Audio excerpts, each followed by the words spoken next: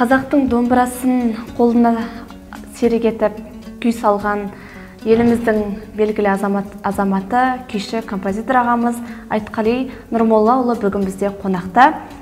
Амансыз ба аға? Біздің бүгінгі Қара шаңыраққа өнер музейімізге қош келдіңіз. Тұлғаны танып білу үшін оның өмірбаянына көз жіберді деген екен. Өзіңіздің өмір жолыңыз бен өнер жолыңыз жайлы айтып өтсеңіз бізге. Мен енді өзім мына арғы беттен келген. 2005-те осы жаққа келдім. Бірақ 48-ші жылы туылғанмын.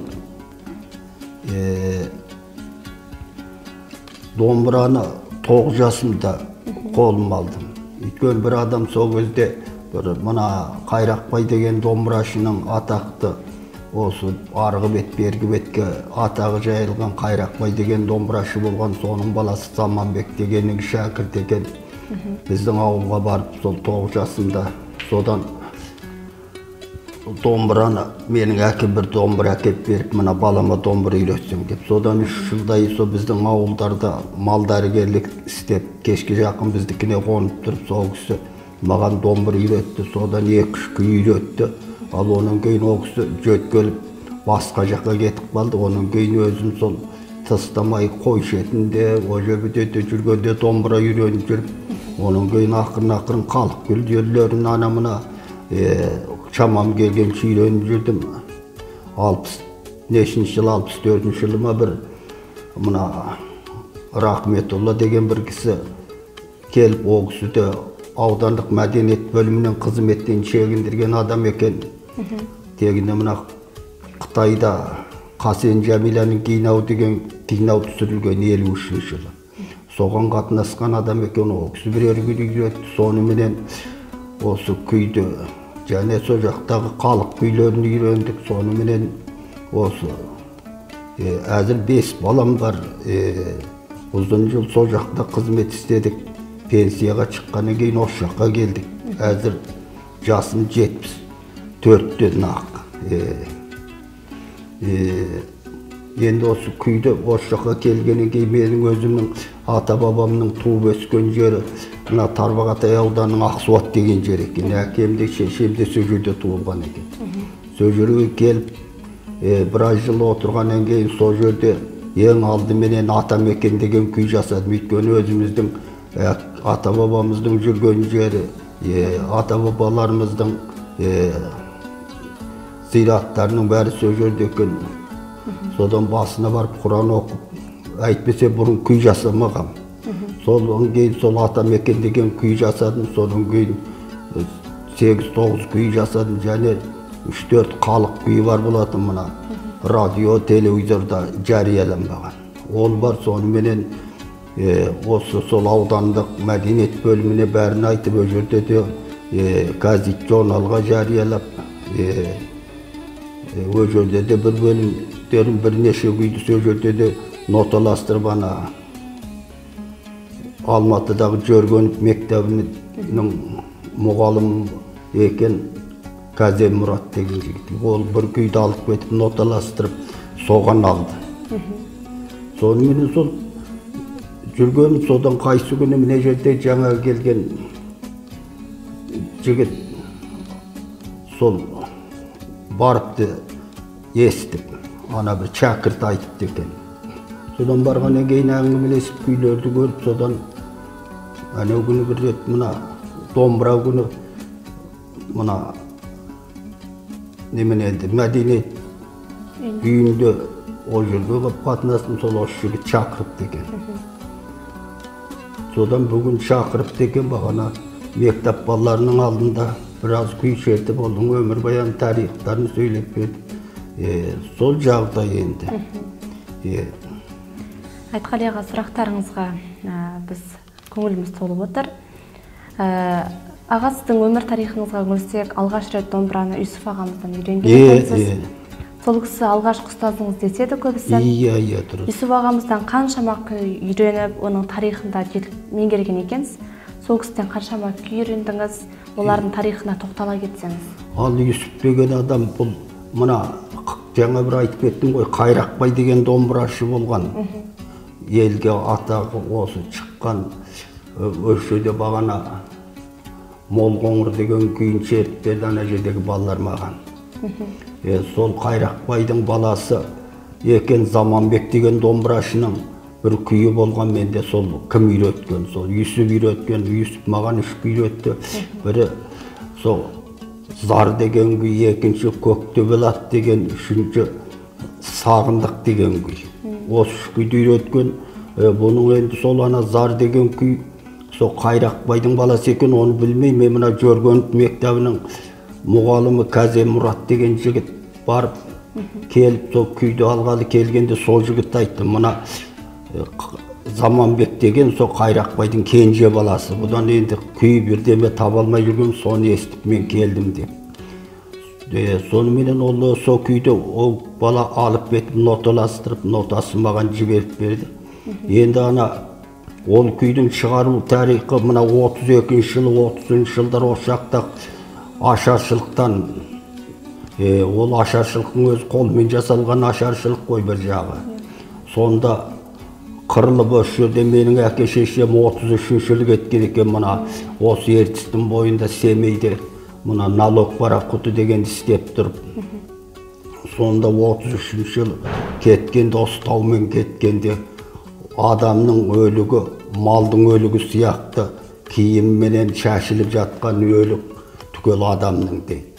Ал енді біз сол орыстардың әскердер бізді жаяу айдайды, арбаменен алып жүріп, елдің үйінде бір усыны болса да тартып алып кетеді. Алдында байлап тұрған жаңғыз ешкісі бір бұзаулы сиыр болса да тартып кетеді. Az күннен кейін қарасаң бәрі өліп жатқан дейді. Сонымен осы зар күйі осыларға арналып сол шығарған күй екен. Соны Тарбағатайдың болысы елін бастап Қытайға Шағантоғай деген жерге барғанда сол жердегі Заманбек деген домбырашы сол жерде екен. Сол сен енді мына осы қырылған адамдарға бір зар деген күй жасасаң деп, сол зар күйін сол сол жасаған екен. Енді бір күйі Көктөбел ат деген, ол Көктөбел ат сол 36 жылы сол жерде үлкен ас беріп, ол ас өзі кімге берілген ас екенін ашкере біле алмадым. Жоқ, сол жақтағы осы қалың өлген елге берген, жоқ, сол біреуге берген. Сонда бір Көктөбел ат аста жорғадан да бәйгеде бірінші болып келеді. Сонда сол Қайрақбай деген кісі сол Көктөбел аттың жүрсін сол Қайрақбай деген кісі жасаған дейді. Ал оның кейін сол Қайрақбай емес, ой, хат айтып отырмын көйбәгі, Заманбек, Қайрақбайдың баласы. Ал енді оның кейін ана Сағындық деген күй 13-14 жылдар мына Ақпатша әскер алып, одан бұрында Қазақтан әскер алып, әскерге алады екен де алып барып, бұлай алып барғаннан кейін артына хабарластырмай орыстың байларына бөліп береді екен адамның бәрін. Сонымен әскерге істетпей орыстың байларына бөліп бергеннен кейін олар істетіп ауру болған ауру, өлгендей қылып, сонымен ауруын қайта қайтарып тастап тағы сауын алады екен. Содан кейін қайтан 13-14 жылы мына Ақпатша менен қызылдар соғысқанда соған әскер аламыз деп келгенде соған әскер бермейміз деп мына Көкпекті, Күршім, Зайсан, сол Тарбағатайдың шығыс жағы түгел елдің бәрі Қытайға көшіп өтіп кеткен ғой. Сол көшіп өтіп кеткен кезде сол ар жағына барғанда, ар жағында мына Зайсан көліне жалғасты деп айтады. Соның ана Жеменейдің ар жағында Үліңгір деген көл бар. Сол қатарға барғанда ол жердің жері тақырлау болады, мына жақтық сияқты шөбі болмайды. Сонда Қайран Зайсан көліміз балығы бақадай, балығы тайдай тулаған, бақасы қойдай шулаған, шалғыннан чөккен түйе көрінбейтін, қаймағы бұзылмаған берекел Қайран елімізді сағындық деп сонда шеткен Сағындық деген күй деп сол сол Заманбек деген кісі сол Юсіпке осы 3 күйді маған үйреткенде сол кісі өмір баян солай айтып берді. Енді оның кейін ол кісі жөткел, ол өзі мына Шағантоғай деген жердің адам екен, жеріне қайтып кетті. Біз Арыс Шейху деген екі ортамыз 400 километрдей жер тұрады. Оның кейін өзі алдыма жүрдім, одан Кейіннен Рахметолла деген біз бір кісі халық күйін үйретті. Емен долқын деген. Енді бұрын сол күй болатын, осы жаққа келгеннен кейін осы күйді 66 жасыма келгенде осы жаққа сол Атамекенге келгеннен кейін өз күйді бастап шығардым. Бір мәліметтерге сүйенсек, Қытай жерінен үйренген күйлеріңізді ешқайда жариялатпай 40 жылдан астам уақыт жаныңызда ұстап келген екенсіз. Оның бір қандай да бір себебі бар ма? Оның себебі болғанда, оны мен о жақта бермейін деген ойым жоқ. О жақта мені қолдайтын ешкім болмады. О жақта дағы бәр нәрсе ол ақылы ғой, қайда болса да дүнияның жүзінде. Бір екінші оның үстінде ол ана Үрімжі деген жерге апарып береді. Ол сені рәсми таныстыратын жаңағы бала сияқты бір ертіп жүріп таныстыратын адам керек. Біз өзі мал шаруашылығы қой бағып жүрген елміз. Соныменен о күйді бере алғамын жоқ. Бір рет ел облысты деген жерде облыстық радио станциясына берем бе деп едім, ол жерден де адам таба алмадым. Соныменен сол бетте сақталып келді. Алғаш Атамекенге көшіп келгенде бірінші Атамекен деген күйді дүниеге келген екенсіз. Бізге сол күйіңіздің тарихы мен және орындауын сұраймыз сізден. Енді бұл Атамекен деген жеке біздің емес, осы бүтін қазақ баласына осы Қазақстан жері Атамекен ғой. Оның үстіне біз арғы беттен келдік. Алғаш келгенде Алматыда кеп тұрдым.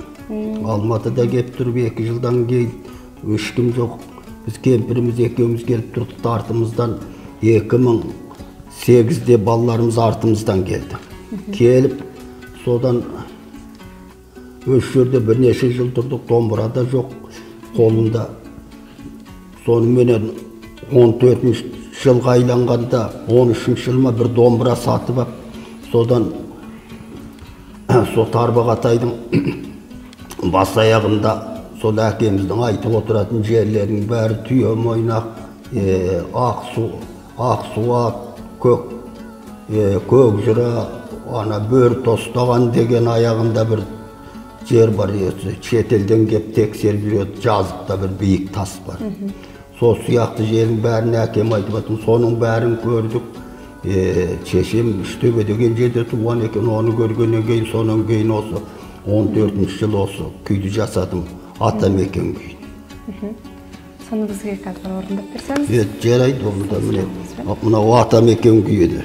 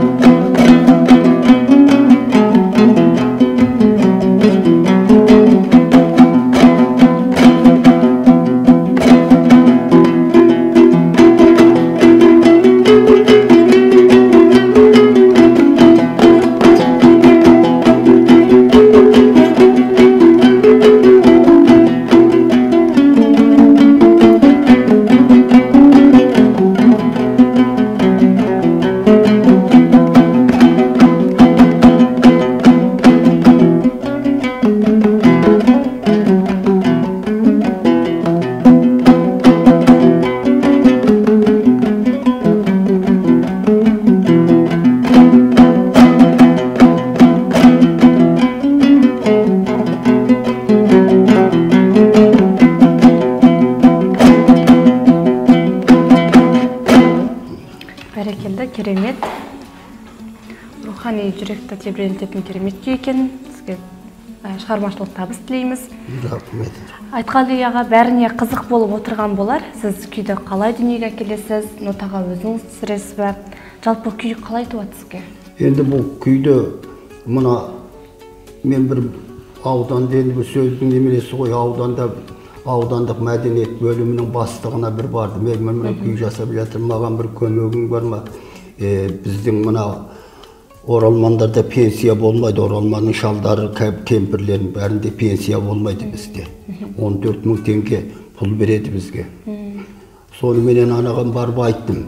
Осындай мына күйді бірдеме қылып жасағанға маған бір көмегің жоқ па десем, ол айтады, өзі әйелім екі қабат еді, маған сіз біраз пұл тауып берсеңіз дейді. Содан мен айттым, сен қалай сөйлейсің?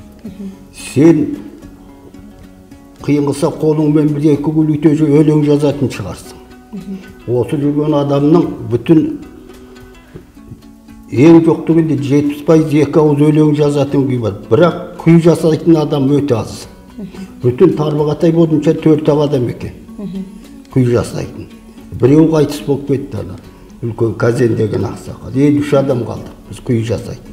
Сонда сен ойлап көрмейсің бе, маған өзің айтып тұрғаның мынау. Бұл рахмет саған, екінші келметтің деп. Сол сияқты мынау күйдің жасауы, бұл енді көп санды адам. Мен енді өмірімізде біз қой жайды, ған қарады, ғана қылдық, мына қылдық. Мен өзі қолымнан өрімшілік те келеді, үй ағаш жасау да келеді.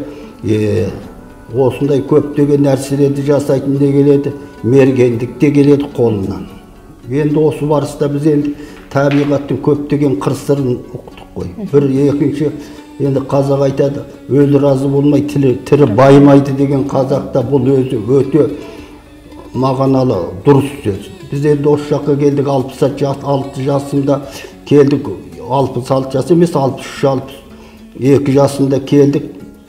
Ата-бабамыздың жүрген жеріне бардық, ата-бабаларымыздың зиратына басып, Құран оқыдық, қатым түсірдік, мешітке барып қатым түсірдік, содан барып, осыдан кейін барып 66 жасымда сол атамекен күйді сонда жасадым. Сол енді аруақтардың қолдағаны шығар деп ойлаймын. Сонда сол бұл енді күйдің сыры, менше сол бірі енді өзіңнің ынтаңа да бағлық, екінші күй жасау үшін әрқандай адам бір нәрсенің табиғи оның сырын аша білсең, сонда күйді жасау болады. Мысалы мен осы атамекен, мына атамекен күйдің басы аттың жүрісі болып келеді. Оның кейін көңілдің бір шаттық сезімі, оның кейін бір көңілдің бір бұлай көзіңе жасалатын сияқты бір тұнжыраған бір жағдай. Себебі не десең, қазақтың баласы тарихтан мәшінеменен атамекен іздеген жоқ, атқа меніз біз деген. Екінші бірі тапқаннан кейін о жерде көңілің шаттық бір сезімге бөленесің.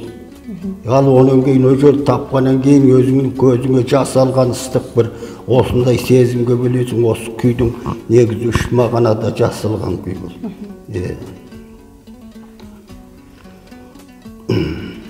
Келесі сұраққа кезек берсек, қазіргі күнде қолыңызда көркем табиғат, киелі мекен Ақсуатым, Қызыл күй, Сағыныш, Зайсан толқыны, Айтқалидың әуені сияқты күйлеріңіз бар екен. Әр күйдің өзіндік жақындығы бар шығар. Көрермен қауымға тағы бір өзіңізден бір күй сұраймыз, жаныңызға ең бір жақын күйді тартып өтсеңіз. Енді мен бұның ішінде, мұнаның ішінде жоқ, ең артынан, мұнаның артынан мына Абайдың 175 жылдығы деп ел түгел бүтін жазушылар, зиялы қауым, қайраткерлердің бәрі осы үлкен толқынға көтеріп, толғаулар жасап сөйтті ғой. Содан мен осы Абайдың осы 175 жылдығын арнап толғау деген жасаған. Мұнаның ішінде жоқ. Оның кейін 18 жылы күзде өзімен бірге туысқан бауырым білет Қытайда, мына облыстан үлкенге Қытайдың аймағы, біздің осы мына Қазақстанның жартысындай болады, адамы көп қой оның. Сол жердің үлкен немене институттың директоры және соның партия жашекесі бастығы өзі Қытай өкіметінің мүшесі болатын енен. Аяқ астынан қайтыс болды дейді. Сонда сол хабар келген заман сол амал жоқ, бір көзімізге жас алып алдында дерқал осы мына мешітке, үлкен мешітке келіп, ол жерде әзір қайтыс болған адамға жаназа Құран оқытпайды. Оның үшін әсіресе партия мүшелеріне тіпті жоқ. Содан келіп бұл жерде Құран оқытып, қатым түсіріп, сол бір күн түнде сол отырып, содан ініме Қайран бауырым деген күй жасадым. Оның кейін сол енді Абайдың 170 жылдығына арналған толғау деген күйді жазып чертіп берейін.